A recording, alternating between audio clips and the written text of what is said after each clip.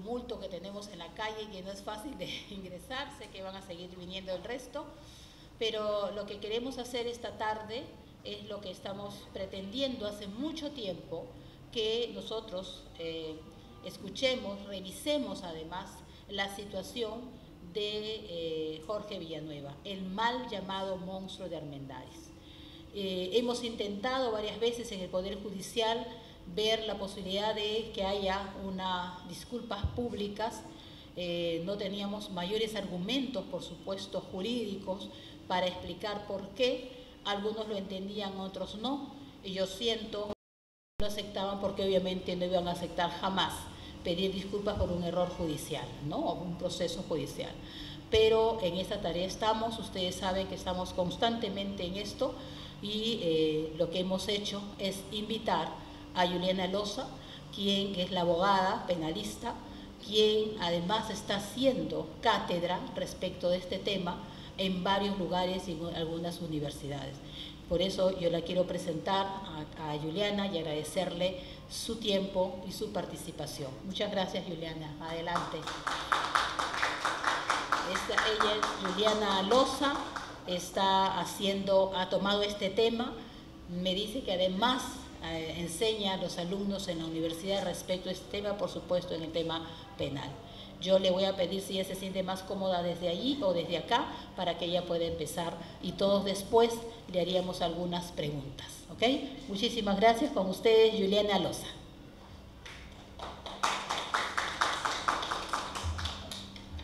Muy buenas tardes. En verdad quiero hacer un agradecimiento muy especial a la congresista Marta Moyano por esta invitación.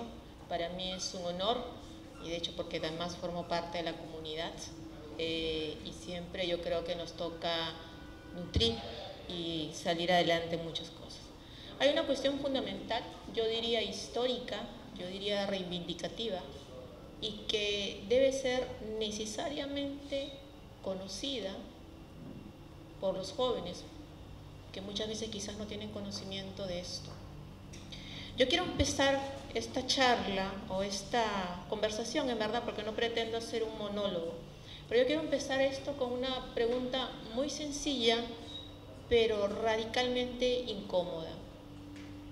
Yo les pregunto a ustedes, ¿qué harían ustedes si no tienen certeza de si algo en verdad ha ocurrido o no?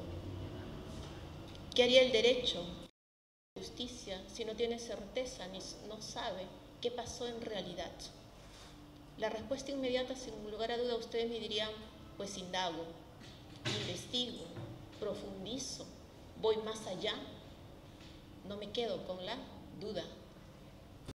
Sin embargo, en 1957, el sistema de justicia nacional renunció a esto y simplemente dio lugar a un rotundo sí que se vio plasmado en el fusilamiento de una persona a quien constitucionalmente era considerado y seguía siendo considerado en ese momento inocente.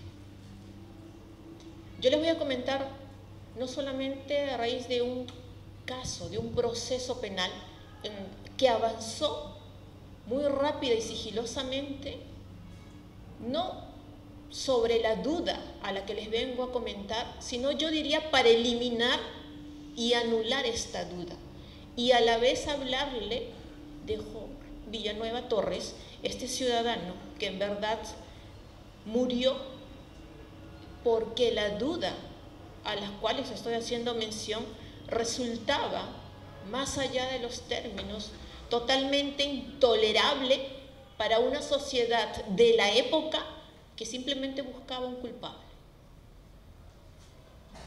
Antes de hablar de los hechos, del proceso y del desenlace de este proceso, yo quisiera que nos retrocedamos al Perú de 1950.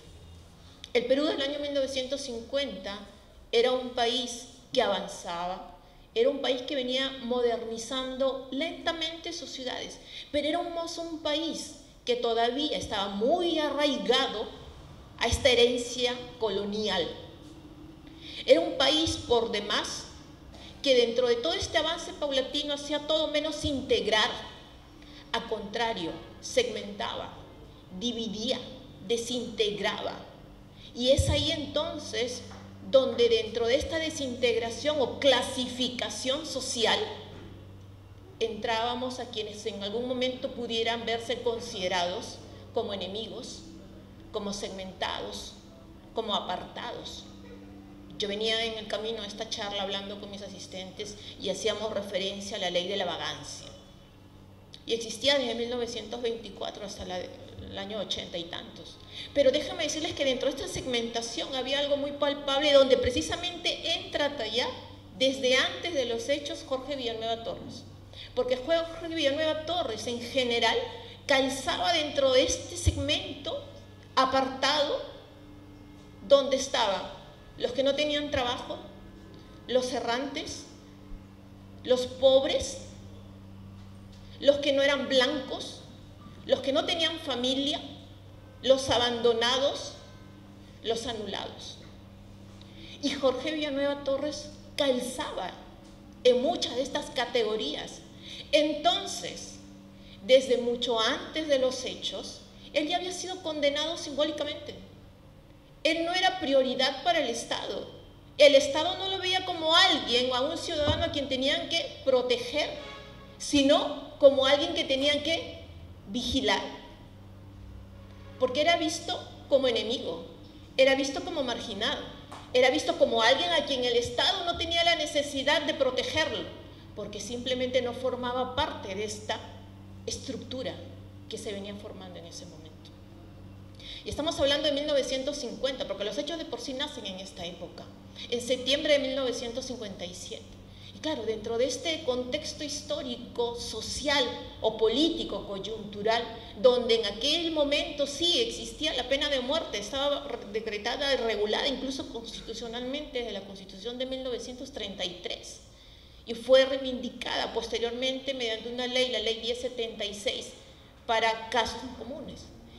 Y entonces ustedes dirán, si hay una pena tan grave, pues lo mínimo que uno debe de exigir es un estándar mayor de determinación de certeza y saber, hey, el desenlace va a ser tal que no voy a poder reparar. Pero en este caso en particular ocurrió todo lo contrario. Y este caso es tan, digamos, a mí particularmente me llamó mucho la atención, le comentaba yo a Marta, porque dentro de este análisis que uno siempre hace cuando analiza una de las garantías fundamentales del derecho constitucional nacional, la presunción de inocencia, ¿no? Artículo 224 de toda persona se presume inocente hasta que no se declare mediante una sentencia firme su responsabilidad penal. Pero Jorge Villanueva Torres, ya les dije, desde antes de los hechos incluso, ya había tenido una condena simbólica por la propia estructura social en la cual nos encontrábamos. En septiembre de 1954, que es donde acontecen los hechos, desapareció un niño de 3 años y medio. Julio Hidalgo se le llamaba. Al día siguiente, bueno, y el día que desaparece es noticia, obviamente, nadie sabe qué es lo que pasó, nadie sabe qué es lo que sucedió, y había una serie de hipótesis, y al día siguiente es encontrado muerto por 2 estudiantes, y lo encuentran y entonces empiezan las averiguaciones, pero también empieza a calar algo muy profundo, que es lo que en verdad nos llamó mucho la atención.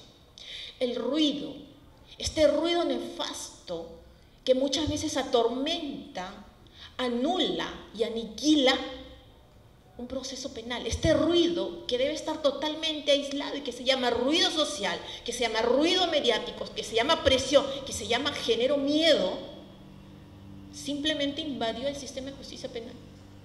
Y ese ruido empezó a calar muy profundo y empezó a denominar al caso en busca de un monstruo.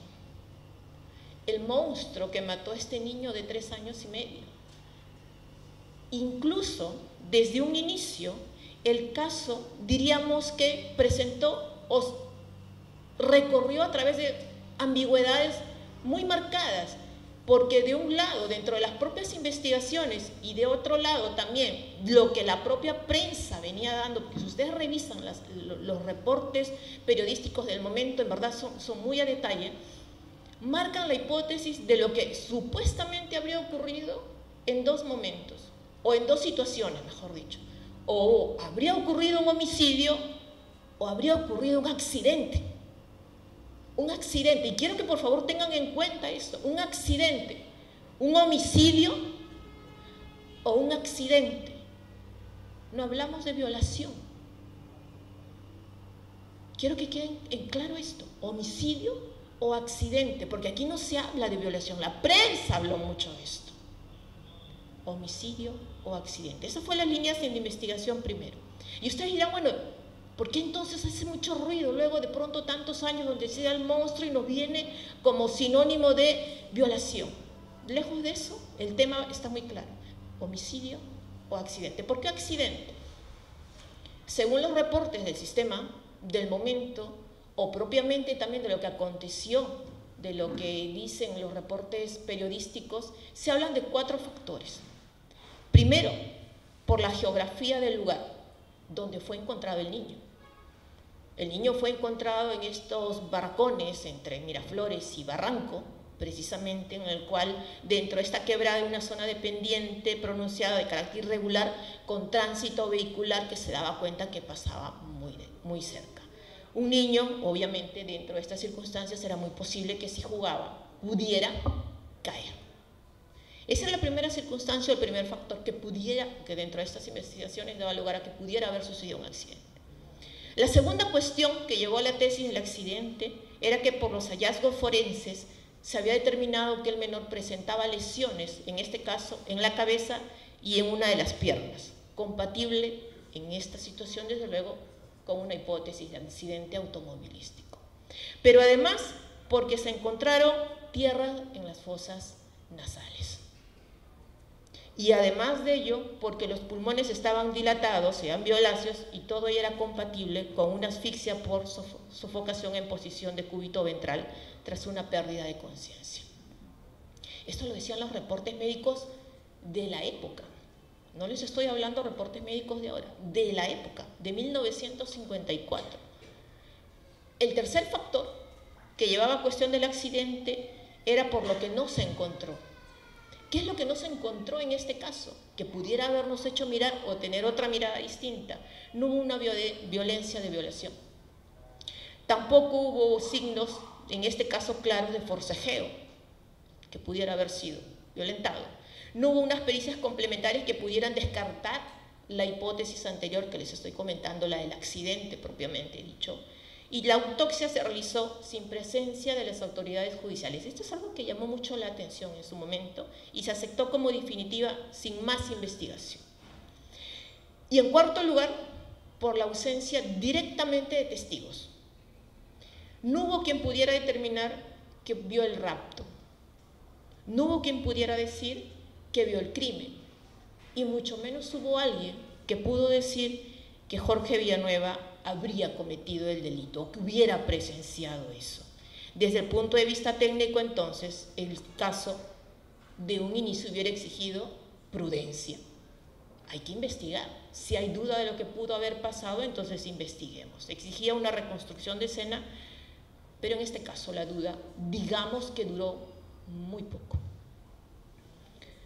Durante varios días, esta investigación avanzaba ciertamente con muchas dificultades. No había mayor esencia en lo que se pudiera encontrar. Llamaron a declarar y tomaron declaraciones de un centenar de personas. Hubieron muchas detenciones también de otras personas, pero no arribaban a una conclusión mínimamente. Y surgió un testigo clave, un turronero, el señor Salazar, quien manifestó supuestamente haber presenciado como un hombre acompañando al niño, le compraba un turrón y identificó que había estado con él al momento previo de los hechos. Y fue sindicado a través de esta declaración entonces como el supuesto responsable. A pesar de que esta declaración, según los propios dichos de los medios de comunicación y el sistema, daban cuenta que habían serias contradicciones y que incluso no podía ser tomado en cuenta como una manifestación certera, una manifestación sólida, fue a la que a la larga sirvió aún como en este caso diríamos la prueba fundamental o la piedra angular del caso, ¿Por qué? Por un factor muy sencillo. La sociedad ya no quería esperar. La sociedad reclamaba un culpable. La sociedad, la prensa, necesitaba al monstruo. Y entonces, con la declaración del turronero, quien daba cuenta de quién habría sido este responsable, se detuvo a Jorge Villanueva Torres, que si bien es cierto, en este caso había cometido al momento de los hechos, si hay que decirlo, robaba para vivir, robaba para alimentarse, vivía en una covacha y calzaba dentro de todo este esquema, a raíz de solo este testimonio sin corroboración, fue detenido, fue sindicado, fue apresado, fue procesado por una cuestión no menor. El miedo colectivo necesitaba encontrar y darle nombre al monstruo de Armendáriz. Y dentro de esto, obviamente, encontraba a quien estaba buscando. Un hombre negro, pobre, abandonado, que había delinquido en robos menores, pero que desde un inicio negó haber cometido este delito. La prensa aquí obviamente cumplió un rol fundamental, un rol básico. Los juicios paralelos, como los denominamos hoy en día, ¿no? Aquellos juicios al margen del proceso en sí, donde desde la prensa con titulares, miren ustedes, 1954, nada lejano a lo que hoy nos pasa, ¿no? En titulares, culpable, sentencia, debe morir, y desde ya lo objetivizan, pasa por lo mismo. No informó del proceso. ¿Qué es lo que hizo? Reemplazó la historia. Encontramos la historia en los medios de comunicación, a quien ya denominaron y le dieron este nombre, y aparece obviamente este monstruo de Armendáriz a través de la prensa. Y en ese término, que no describe un hecho, sino que simplemente produce un efecto jurídico que no es otro, sino la anulación del principio de la presunción de inocencia, porque simplemente ya encontró un culpable. Aquella persona que debiera de empezar el proceso siendo inocente, ingresó al proceso siendo el monstruo, siendo el culpable. Y entonces el sistema entró en miedo. Un sistema con miedo, un sistema con presión social, porque habían protestas, porque habían marchas que reclamaban la muerte del culpable. Encuentren al monstruo, y le dieron al monstruo, y el monstruo necesitaba, dentro de esta presión, ser sancionado. Y entonces ahí viene la detención de Jorge Villanueva Torres. 70 horas. 70 horas duró su interrogatorio. 3 días siendo interrogado. No se sabe si hubo abogado. No se sabe cómo transcurrió esta declaración. 70 horas declarando. Una persona puede tolerar. ¿Cuántas horas puede tolerar una persona ser interrogada? Él fue interrogado 70 horas. ¿Cuál fue la conclusión de este interrogatorio? Su confesión de responsabilidad. Nunca se supo si por verdad, por agotamiento, por presión, por maltrato o por cualquier circunstancia. No tenemos mayor reporte. La cuestión es que él, al final del interrogatorio, dijo: fui yo. Y con esta declaración enfrentó el proceso. Y esta declaración fue la prueba fundamental de la condena.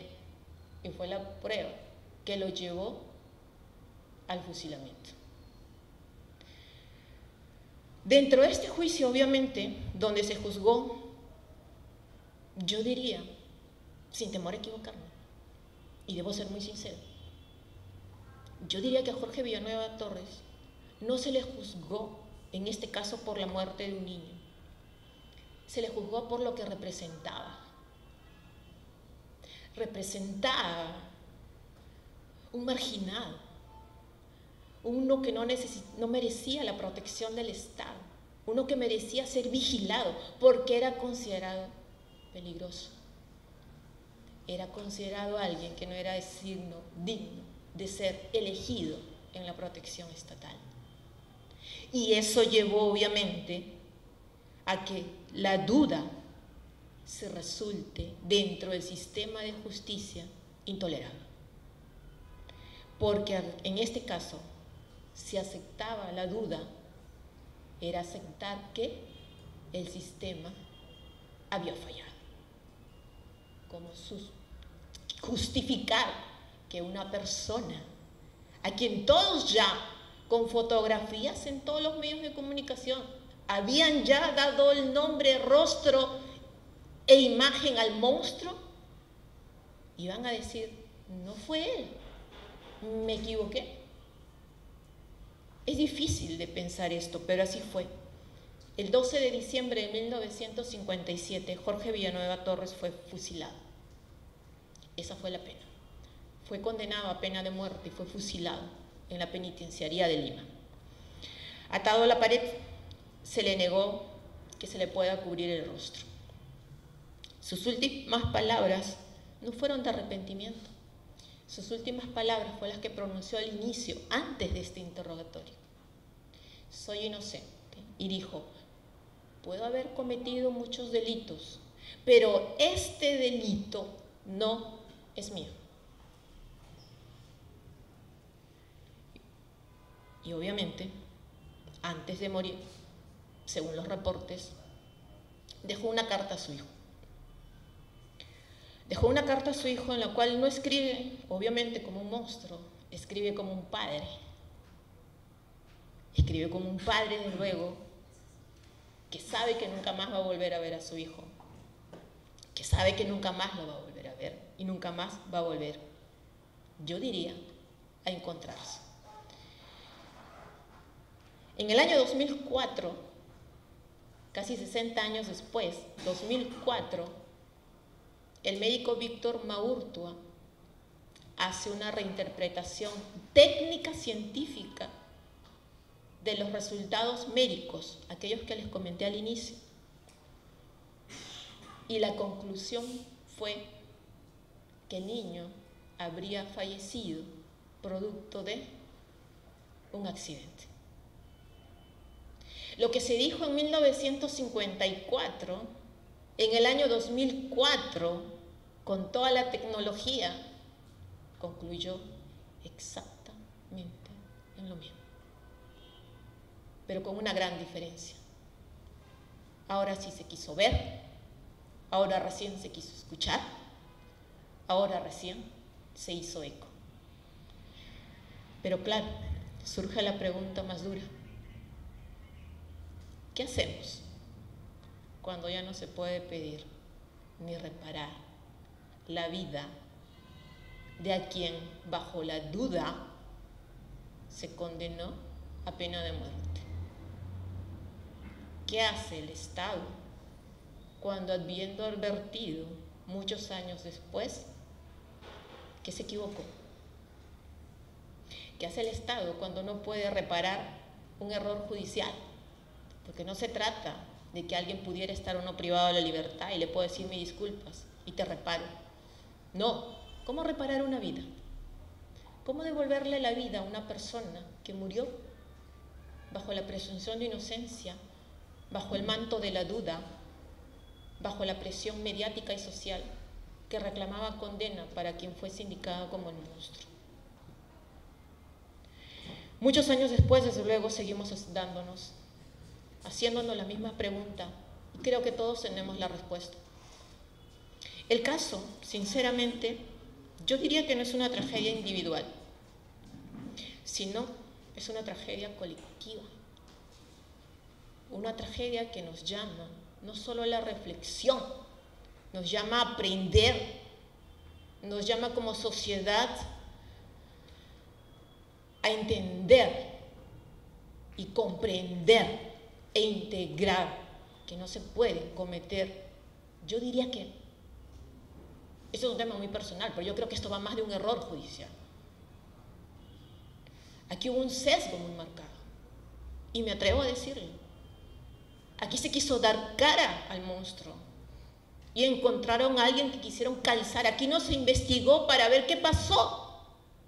Se investigó para darle imagen al monstruo. Y llegó a la pena de muerte de esta persona.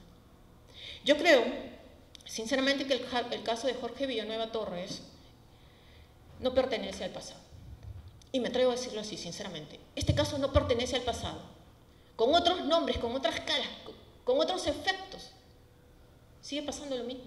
En menor dimensión, obviamente. No tenemos la pena de muerte. ¿Ustedes se imaginan cuántos errores si hubiéramos tenido esta pena todavía? Pero más allá de ello, este no es un caso del pasado. Yo diría que es tan presente. Nos interpela hoy directamente en que cada vez que el miedo sucumbe y se penetra en las entrañas más profundas del sistema de justicia penal, anula la justicia, anula la presunción de inocencia, anula la Constitución, anula los derechos y convierte al ser humano en el enemigo, en el marginado, en aquel que queremos ver condenado o ver morir en vida, como dice, o ver morir sinceramente, como lo llevó en este caso Jorge Villanueva Torres. Yo diría en este caso, y con esto voy cerrando, por una cuestión muy central, una justicia que no duda, sinceramente, no es fuerte. Una justicia que no duda y que se deja llevar por el miedo no es fuerte. Una justicia que se deja llevar por la presión no es fuerte. Una justicia que se deja llevar por el qué dirán no es fuerte. Una justicia así es peligrosa y seguirá siendo peligrosa hasta el día que dejemos o nos anulemos nosotros como sociedad en no reclamar. El caso de Jorge Villanueva Torres no solamente no debe repetirse, sino que debe reivindicarse. La duda no puede sucumbir en ningún escenario. Este caso tuvo un plus importante. Hubo una opinión técnica después de muchos años, hubo una opinión científica después de muchos años. Pero les pregunto, ¿qué hubiera pasado si en el año 2004 Víctor Maburto no hubiera dado esta opinión técnica? ¿Qué hubiéramos seguido pensando? ¿Qué hubiera seguido pensando el país? ¿Nos hubiéramos acordado como país de Jorge Villanueva Torres? No permitamos entonces, ni para Jorge Villanueva Torres, ni para ningún ciudadano peruano, ni para ninguno de nosotros, ni para ninguno de los otros, ni para ninguno que no sea como nosotros o no considere que somos como ellos, un sistema de justicia que sucumba a la duda y que se vuelva peligroso. Muchísimas gracias.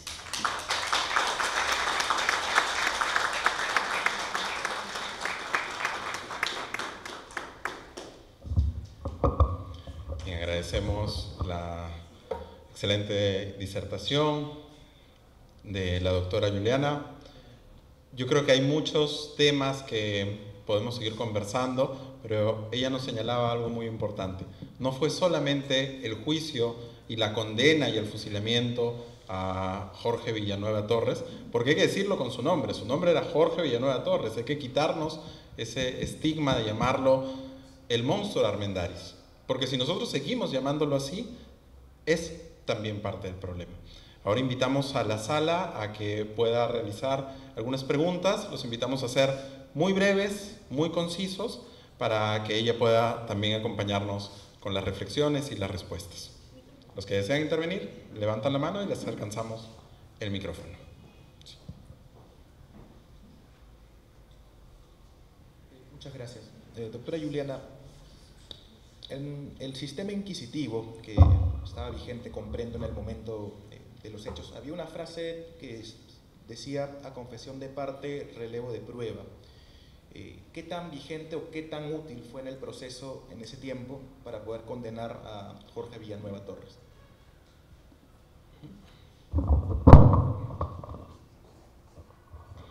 Es cierto. El sistema que tenemos hoy obviamente es uno ya de avanzada, garantista. Al momento en el cual nos encontrábamos bajo la herencia de la colonia, teníamos en lo que se denominaba el sistema inquisitivo, un sistema muy represivo, muy duro. Y la frase que dice es claro: a confesión de parte, relevo de pruebas. Yo resalté las 70 horas, ¿no? Una confesión es voluntaria. Una confesión es dicha transparentemente. Una confesión obviamente implica que tenga estas características que simplemente no la hagan ser ajena a toda vulneración de derechos. Y yo creía que en el caso de Jorge Villanueva Torres esto no pasó. No pasó porque, a pesar de la confesión, si dentro de la investigación había dos hipótesis alternativas con distintos matices, una más secundada que la otra, obviamente una confesión como la que se dio en este caso simplemente necesitaba una lupa necesaria, mínima, que tenga que dar crédito a que fue dada dentro de los márgenes de un debido proceso. Y aquí yo creería que no lo hubo. Si simplemente, yo creo que por simple lógica, ustedes se preguntarían: ¿pueden ustedes resistir un interrogatorio de 70 horas? Si yo soy inocente o si yo soy culpable, al minuto primero digo: soy culpable.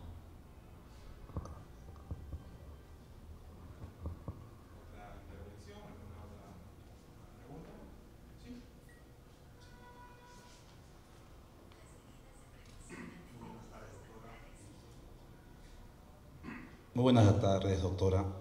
La saluda la profesora Héctor Arévalo. Primero quiero felicitarla por la disertación y se me vienen a la cabeza muchas cosas. Si bien el sistema ha modificado, ha modernizado sus procesos, ¿qué pasa cuando la percepción de las personas que deben garantizar tu cuidado termina siendo, pues, ese matiz repetitivo de juicio, de prejuicio? Y lo hablo yo como afroperuano,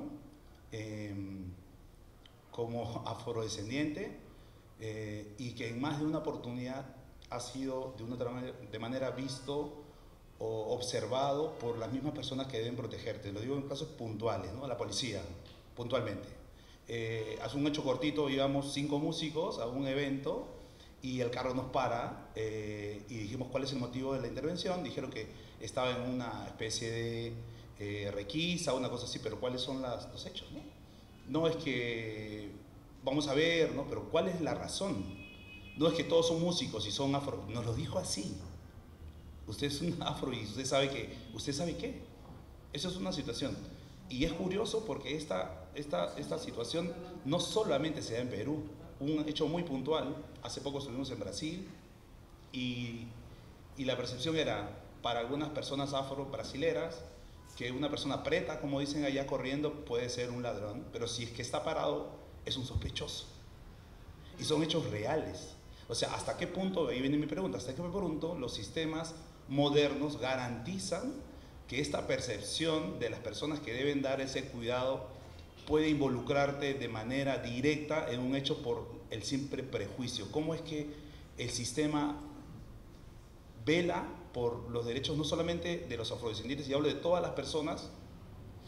Incluso hemos visto también cómo personas ofenden a la policía discriminándolos, diciéndole: mi papá es tal persona y tú eres un tal por cual, eres un... No voy a repetir las palabras, pero lo sabemos. O sea, ¿qué hacer en ese caso? Gracias. Muy buena pregunta. Yo también he pasado por lo mismo. Y creo que muchos pasamos hasta ahora por algunas cosas. Pues mira, yo soy muy firme en esto. Es cierto, el Estado tiene este deber de supervisar que no pudieran pasar estas cuestiones, ¿no? Como sociedad. Pero tú has dicho una palabra que creo que resume lo que pasa: prejuicios.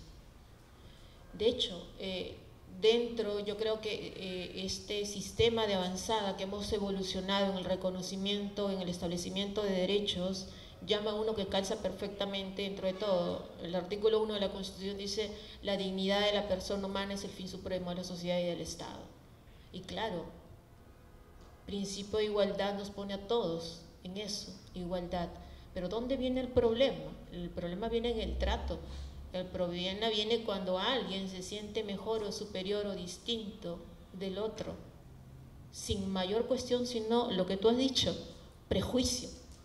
Y entonces allí, ¿qué hacer? Yo creería que más allá de la tolerancia y el entendimiento es exigir al Estado siempre la supervisión del restablecimiento y el pleno ejercicio de los derechos a través del acceso a la justicia. Y hay muchos pronunciamientos dentro del sistema que de alguna u otra manera, dentro de las lentitudes que pudiera ser parte del sistema, se han ido logrando. Pero siempre hay algo que a mí me enseñaron: el cambio empieza por nosotros. El cambio empieza por mí. Si yo quiero un país mejor, hagamos nosotros un país mejor. Desde la posición, reclamando, no siendo silentes, haciendo ver que tenemos nuestros derechos, que somos tan iguales o mejores. Entonces, es cierto, el Estado tiene deber de supervisar dentro de esta estructura que tenemos del sistema, pero también obviamente nos corresponde a nosotros como sociedad, a todos, hacer este cambio. Viene por esto y quebrar estos prejuicios, anular estos prejuicios. Yo diría que no tenemos una sociedad ideal, es un ideal. Que en algún momento vayamos mejorando y lográndolo, sí. Ese es el tema, ¿no? Cambiar y avanzar.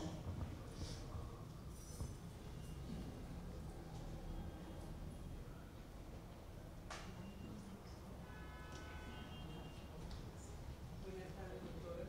Qué gusto me da escuchar esta cátedra, y le voy a decir más. Ella es una persona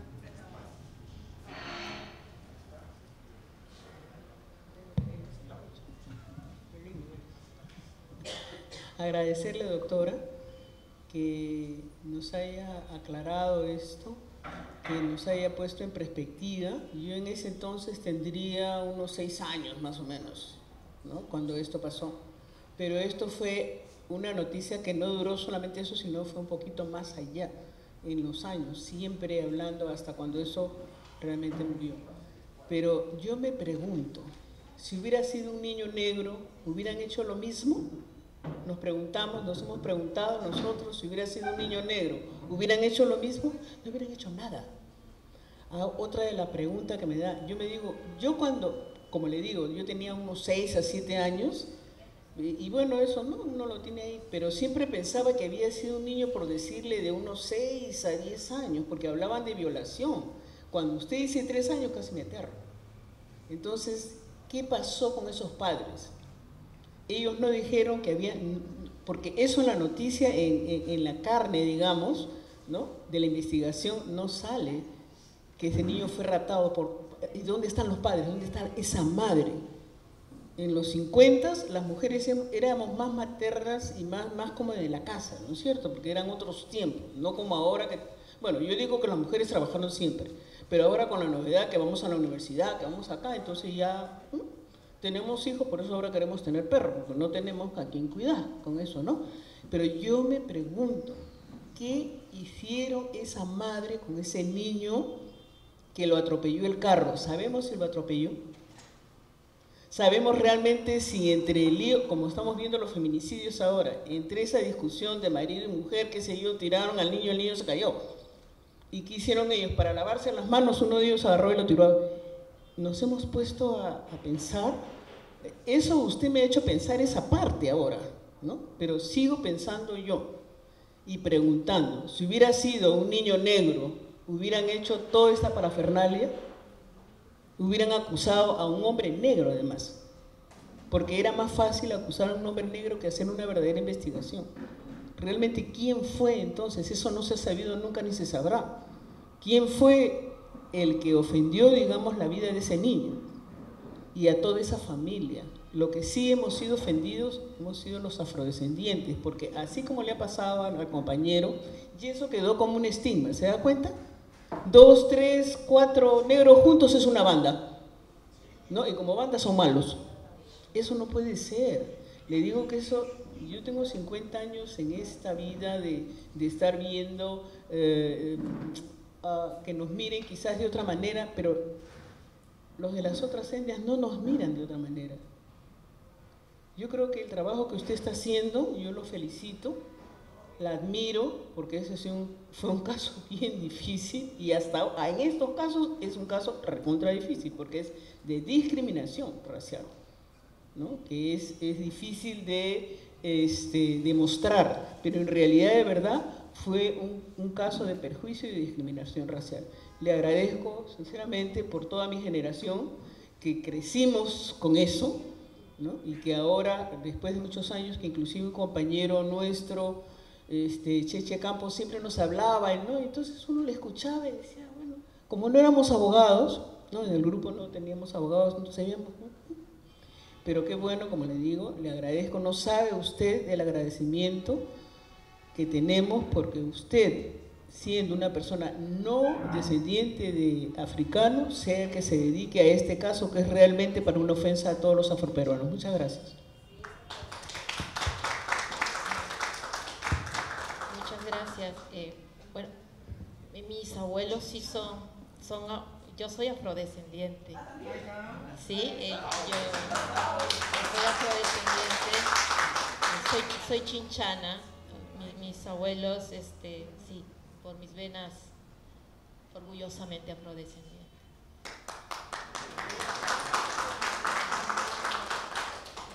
Pues mira, yo me hice la misma pregunta, Gloria, los padres, ¿no?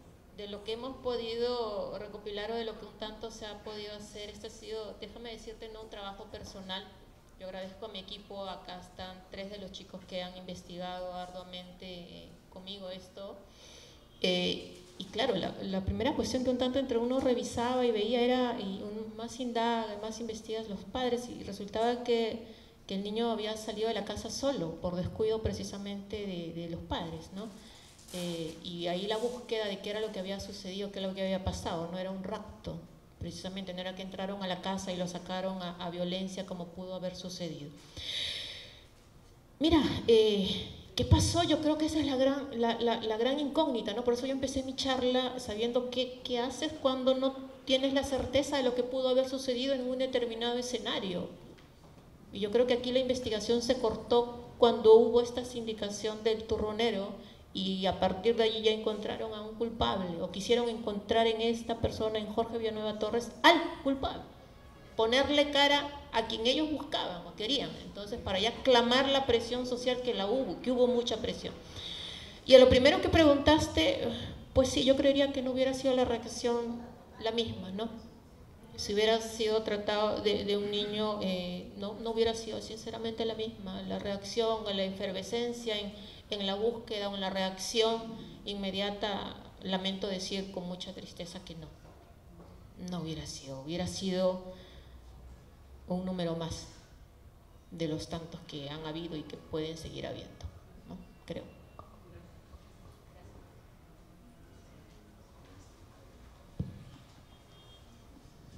Doctora, muy buenas tardes. Realmente me uno a las felicitaciones para usted. Con Gloria, creo que también teníamos 7 años por esa época. ¿Ya? La bajada de Armendáriz no era lo que ahora actual, era una cosa más pequeña y por ahí se iba a la playa. Recuerdo a mi abuela, María Buenadicha, Pavón, que vivíamos en Surquillo, y se reunía a los vecinos, a los hijos de los vecinos del barrio, íbamos caminando por la línea del tranvía y bajamos por ahí a la playa de Agua Dulce. Entonces, pero se me ha olvidado de un dato también, de que arriba habían como 2 o 3 colegios, tanto de mujeres como de hombres. Es posible que en ese interín el chico, no es que era una zona desolada, sino que había gente que vivía dentro de unos huecos, como todavía en la Costa Verde. Yo paso ahí todos los días y hay unos huecos que vive gente ahí, es increíble, pero entonces yo he ido también a ese hueco y realmente no se explica cómo un ser humano puede vivir dentro de un hueco de 2 metros, así, y ahí con papeles y algo así. Pero que también ha habido algo. Hace años atrás nos invitaron al Palacio de Gobierno al perdón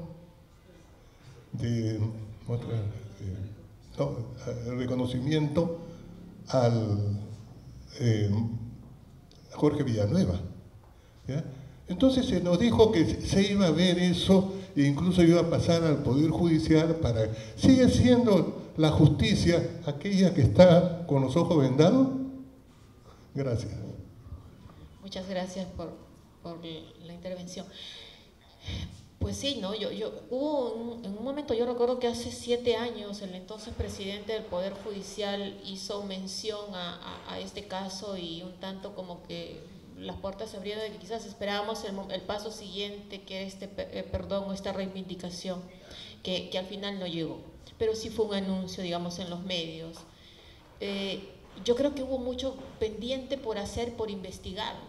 Yo creería que todo quedó en la duda, por eso un tanto mi charla circulaba mucho dentro de este factor y la característica que nos está dando usted aúna o suma más a esto.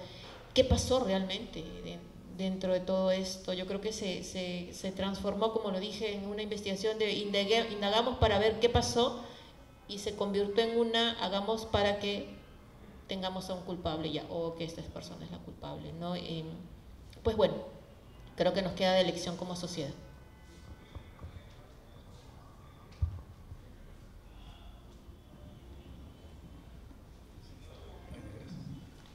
¿Qué tal, doctora Diana? Le agradezco bastante su bonita, magnífica exposición, ¿no? Que nos ha dejado bastante sorprendidos, pues no desconocíamos mucho de los hechos, ¿no? Y relevante, también mi pregunta es, no se habla nada de la defensa, ¿no?, de Jorge Villanueva Torres, ¿no? Si tuvo defensa o no tuvo dentro de esa nube, digamos, de Inquisición, ¿no?, que prácticamente estaba todas las cartas echadas porque era un culpable, ¿no? Y la actuación relevante de la opinión pública, la actuación irrelevante, ¿cómo se llama?, de los medios de comunicación, desde entonces fríos, calculadores, ¿no?, inquisidores. Entonces, prácticamente se hizo un ajusticiamiento adelantado, injusto en realidad, ¿no? Entonces mi pregunta es que si es que tuvo una defensa, ¿no?, jurídica, una defensa legal, una defensa de un abogado, ¿no, doctor? Esa es mi pregunta. Gracias. Muchísimas Muchas gracias. gracias. Muy amable. Bueno, los reportes dan cuenta que sí tuvo una defensa. Un joven abogado penalista lo representó. No hay mayor data en qué momento ingresó a la defensa. Para mí sería sumamente importante dentro de la investigación que estamos haciendo, por ejemplo, saber si estuvo presente o no al momento de la declaración, ¿no? Fundamental, obviamente, no hay mayor información de eso, pero sí que tuvo representación dentro del juicio. Pero mira, yo te digo dentro de mi experiencia, enfrentar un proceso como abogado defensor, tienes la presión de la prensa que ya te sentenció a quien defiendes, que exige condena para quien defiendes. Tienes una sociedad que salía a protestar para que lo condene. Los jueces son de carne y hueso, tienen miedo. Había un testigo que contradictoriamente, con ambivalencias y lo que sea, decía que era el culpable. Y había una confesión, producto de un interrogatorio de 70 horas, donde él decía que era culpable, más allá de que al final él dijo de que no, que esa confesión no había sido voluntaria y todo lo demás. Pues muy difícil, ¿no? Yo hace poco di una charla que justo a raíz de esto fue que estaba yo, producto de lo que venía siempre analizando este caso, y me puse en el papel del abogado de Jorge Villanueva Torres. Y un tanto empezaba mi clase diciendo, si hubiera sido defensa de Jorge Villanueva Torres, hubiera hecho la siguiente intervención. Y di como mi alegato de apertura, porque de eso se trataba la clase. Yo diría que ese abogado debió haberla tenido muy complicado y muy difícil dentro del escenario en el cual te estoy comentando, ¿no? Pero sí en algún momento sí los reportes históricos dan cuenta que tuvo un abogado defensor.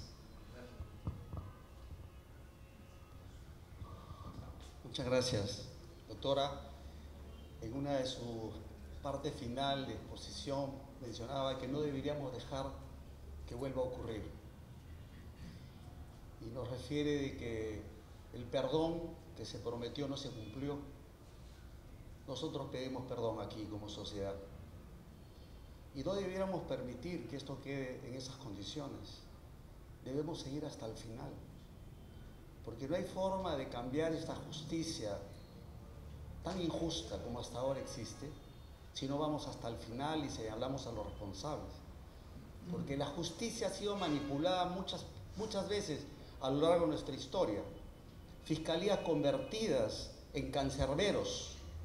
Una justicia que condena, que persigue, que arrincona, que señala, pero que llegamos después de un largo tiempo a verificar que esas personas que han sido heridas, maltratadas, humilladas, y que la propia sociedad la ha admitido, porque se sumó al coro en diferentes oportunidades, como se sumó al coro cuando a Cristo lo condenaron a la crucifixión, hecho que se reeditúa a lo largo de diferentes etapas de la historia. No debemos permitirlo.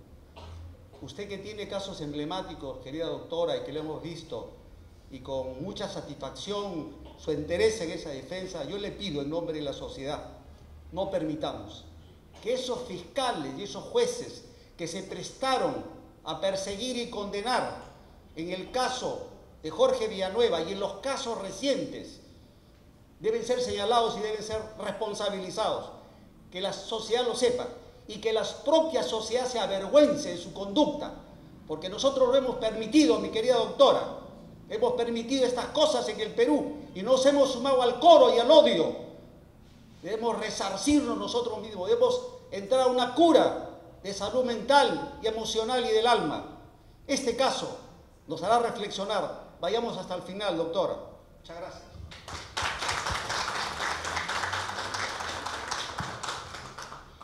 Yo coincido plenamente contigo. Yo creo que no hay necesidad que yo les diga que yo soy bien reclamona. El día que nos puedan vencer será el día donde nos quedemos en silencio. Y yo creo que nadie de aquí está dispuesto a quedarse en silencio. Este caso no nos llama solo la reflexión, lo digo una vez más, nos llama la necesidad de reivindicar, la necesidad de perdonar, la necesidad de que se merezca aquí una lección de vida como país, una lección que como país necesitamos tener muy, muy claro. Esto no puede pasar para nadie. El día que vuelva a pasar y se queden callados, pues vamos a permitir que el sistema se anule definitivamente. Así que, pues nada, este caso para mí es un ejemplo de lo que nunca, jamás debe volver a pasar. Y lo seguiré diciendo en cada foro en el cual vaya, y lo seguiré disertando, sea de simpatía o de antipatía de muchos. Porque la historia se cuenta desde dos versiones. Quedó una, en su momento, tocará decir la otra desde nuestro lado, con nuestra posición firme para lograr que la historia se termine de contar de manera completa. Porque sin una historia completa no hay una historia real, creo yo. Gracias.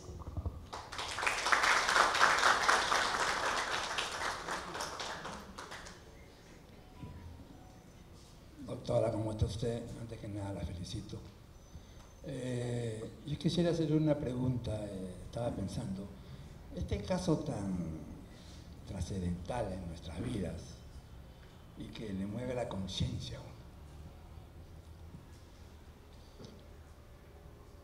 ¿usted cree que este caso haya sido asumido por la sala de derecho de las universidades? ¿Se está enseñando? ¿Se ha tomado en cuenta? ¿Usted está enterada o...? Eso solamente era mi pregunta, doctor. Muchísimas gracias. Gracias. Mira, yo creo que este caso, lamentablemente no.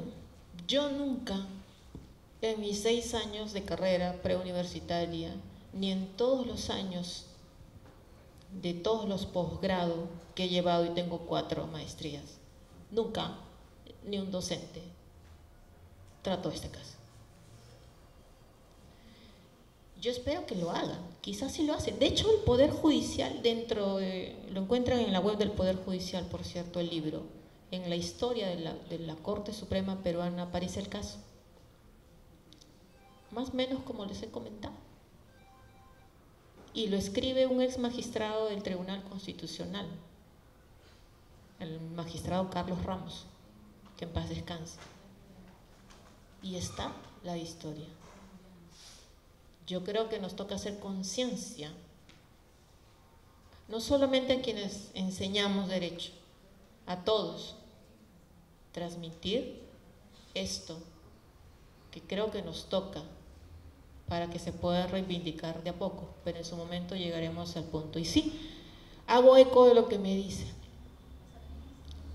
Sinceramente, debe ser responsabilidad docente poner este caso como ejemplo de cómo la presunción de inocencia se convirtió en la presunción de culpabilidad y de lo que no debiera hacerse dentro de un proceso penal.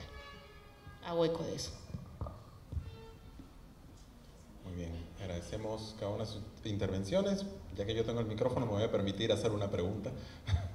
Yo creo que es importante todo lo que pensamos acerca de este caso emblemático, pero como usted iniciaba, doctora, diciendo que hay que sacarlo del tema jurídico, porque no es algo que afectó solo jurídicamente, sino la primera condena vino de la sociedad y específicamente de la prensa. Y además notar que es un año clave en el que ocurren los hechos, que es cuando se conmemoraban 100 años de la abolición de la esclavitud en el Perú. En 1854, Ramón Castilla firmó el decreto y en 1954 se condenaba a un afroperuano por su color de piel. Si Villanueva estuviera vivo, tuviera 100 años, porque él nació en 1925, pero fue asesinado a los 32. Entonces, pensar en esos números también nos hace ver el rol de nosotros como afroperuanos. Entender que quizá los primeros llamados a defender y a hablar de este caso, como lo vienen haciendo activistas hace muchas décadas, es nuestro, pero no quedarnos en silencio, sino en qué medida también el contexto internacional de la época, a nivel jurídico, a nivel social, a nivel prensa, llevó a que se tomara esta condena. Esa sería mi pregunta. Pues mira, el dato que das es fundamental, ¿no? Pues sí, en la época, y un tanto lo que pregunta, la primera pregunta que me hicieron, el sistema de justicia era pues nefasto, diría yo, normativa y prácticamente. Estábamos imbuidos dentro de un sistema inquisitivo, represivo, opresor, donde los derechos o la persona era vista como un objeto y no como un sujeto, donde la presunción de culpabilidad era un tanto la reinante, no solo en la práctica, sino también en la norma, donde se olvidaba y se segmentaba. Y a nivel internacional la cosa vino también de la misma manera, ¿no? Hemos evolucionado normativamente. En la práctica nos falta mucho. En la práctica nos falta mucho. Muchísimas gracias. Un fuerte aplauso nuevamente, por favor, para la disertación. Bien, muchas gracias. Gracias, doctora Juliana Loza. Y quiero aprovecharme para comprometerla, y espero que sí sea, porque lo que queremos es llevar este mensaje, esta cátedra, le estoy llamando yo, a otros lugares, ¿no? Donde hay población afroperuana, donde no conocen el tema y donde seguramente siguen creyendo que hubo que ese monstruo de Armendáriz era Jorge Villanueva, y que en otros casos ni siquiera se abre el debate sobre el tema. Sé que lo está haciendo en las universidades, sé que es parte de sus clases, de sus temas, pero queremos llegar a la población afroperuana, afrodescendiente, y que pueda ser parte de eso. La ayuda de algunos abogados afros que nos encontramos acá, pudiéramos ayudar también a armar un sistema de difusión, porque creo que esa va a ser nuestra primera principal tarea, de difusión, concientización en el tema, sobre todo derecho, ¿no? Nosotros somos muy activistas en otras cosas, pero en no le hemos dado la mayor importancia, salvo algunos que sí lo mencionaban, ¿no? Y decía cada 12 de cada mes, decía Cheche Campos, cada 12 de cada mes tenemos que hacer algo. Y cada 12 de cada mes era porque un 12 de diciembre había sido asesinado, ¿no? Y entonces lo que queremos es llevar a las comunidades, a los jóvenes, y ya tenemos más o menos un plan que, claro, vamos a constatar con sus tiempos para que pudiera apoyarnos. Y ojalá que muchos de los que están acá podamos acompañarla a esos lugares donde estamos yendo, ¿no? A esos centros poblados, como Talandracas, como Capote, como otros centros a los que estamos yendo a resolver algunos problemas básicos que son de agua, luz, títulos, etcétera, y que ahora queremos hablar sobre este tema. Mañana habrá un evento en Palacio de Justicia. Hemos intentado con el presidente interino, encargado de la presidencia, el congresista Gerí, y conoce más o menos, ¿no? Lo ha entendido más o menos, y mañana ojalá logremos la posibilidad de unas disculpas públicas, pero nosotros lo que queremos es, desde la Mesa de Trabajo Afroperuana, que la disculpa no sea del Palacio, sea del Palacio de Justicia, ¿no? Y vamos a intentarlo por tercera vez, para lograr que desde el Palacio de Justicia haya unas disculpas públicas. Va a ser difícil, no creo que sea tan fácil, pero creo que sí, es algo tan sensible que algunos lo podrían tocar, ¿no? Y nuevamente, gracias Juliana por esto, y nos estás abriendo el camino para que podamos lograrlo. Muchas gracias, y muchas gracias a todos.